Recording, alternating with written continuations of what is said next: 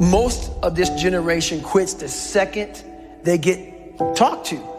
You did this wrong, or they get yelled at. It's so easy to be great nowadays because everybody else most people are weak.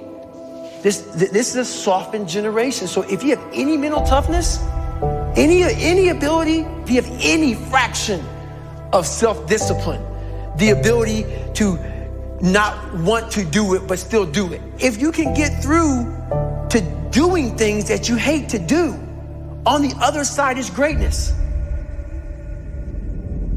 What is it with our society? We are creating weak individuals that can't handle anything going wrong in their life. As soon as something goes wrong, they are given a prescription, not to fix the problem, to mask the problem. How about giving strategies to strengthen the mind? How about saying, okay, you've allowed your life to get to this point. Now take responsibility and dive deep into personal development. Learn why you feel this way, not because of the event. The scientific facts about why you feel the way you do and what you can do to strengthen it. The moment they are criticized, rather than take any of it on board, rather than prove any of those people wrong, they give up. They attempt to defend the criticism with useless talk, but never with definitive action. The moment they are challenged, they crumble. The moment things get hard, they declare defeat. It must not be for me. It was their fault. If they didn't do this or treat me like this or say this, then I would have made it. No, you're just soft. You're weak. Tell yourself the truth. Because until you do that, until you look in the mirror and acknowledge that you are the problem, you'll never be able to grow into the person that is capable of achieving all those things you want.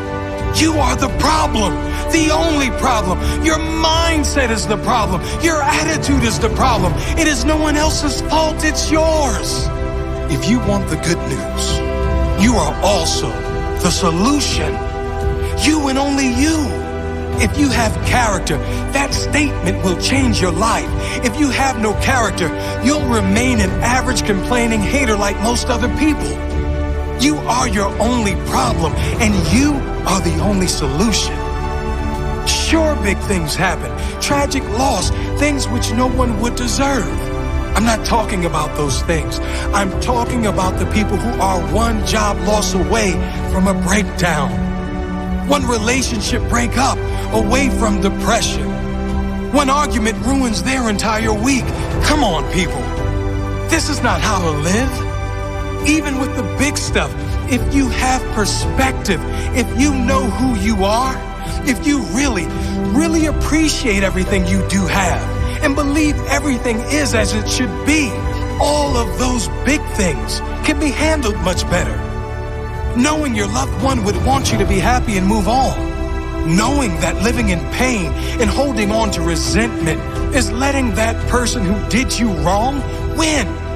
But letting go and living your life, loving your life, that is you saying, I won. That is you saying, I will not allow you to own any piece of my mind and spirit.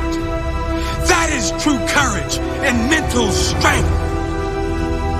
And I'm not saying avoid pain. Pain, suffering, failures, they are all part of every single person's life. There's varying levels of pain for sure. Some suffer more than others, but we all suffer at some level. Some choose consciously or unconsciously to live in that pain, and some decide to move on. You deserve to move on. Mental strength comes from those struggles. It is formed from pain. It is increased when you refuse to give up at times when most others would. It grows when you keep going, when things seem impossible. It grows when you push one more time past what you thought was your limit. It grows with consistency. That is mental strength. Excuses are for weak individuals who have no heart. Take responsibility for where you are now and commit to do something, anything, whatever it takes to make sure your future is better. You do have the choice. You can make excuses and stay where you are, Or you can take responsibility, take action, and get where you need to go, where you deserve to go. What do you choose?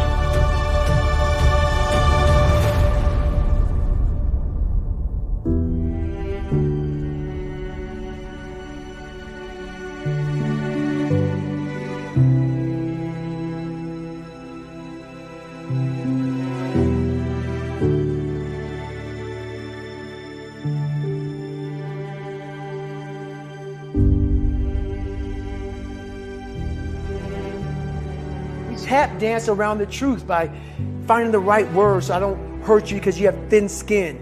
No, tighten up, people. It's okay. Trust me, it's okay. You might be called nigger one day. It's okay.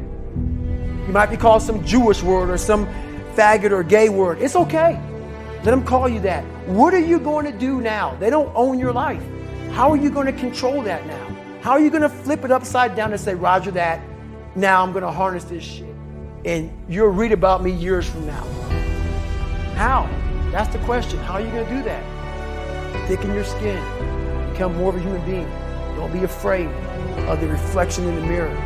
Because that's all you can be afraid of. Once you overcome the reflection in the mirror, you've done it.